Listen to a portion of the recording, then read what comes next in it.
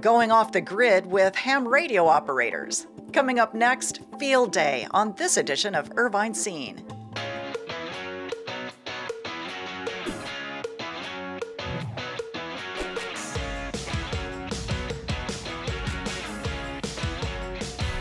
We are 2 Alpha Orange, 2 Alpha Orange. Roger, got November 6th, India Papa Delta. Once a year, ham radio operators across North America take part in Field Day. Was that Kilo 7 Alpha? India Papa Delta, this is Kilo 7 Kilo.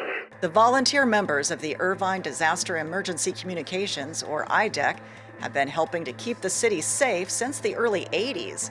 In coordination with the Irvine Police Department, the hams are able to provide essential communication when all else fails. Each volunteer donates their time and equipment. So in the case of a disaster, we don't need cell towers, we don't need electricity.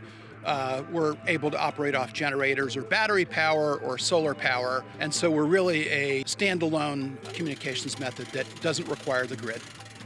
This year, Field Day is taking place outside the Portola Springs Community Center. It's both an exercise to keep skills sharp, as well as a contest. In 24 hours, they try to log the most amount of exchanges of call signs with other operators. We're usually number one for our section and for what we do here. So we do generally a pretty good job. We have a great setup here. We have a lot of help to get us set up with a big antenna that you probably took a look at. So it's been really good. We've had a lot of fun. This hobby actually requires a license from the FCC.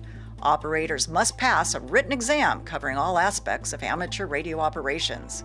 For today, stations are set up across different frequency bands, each identified by its wavelength in meters. Right now we are on 20 meters, which is 14 megahertz, and we are contacting all the people we can across the US and Canada.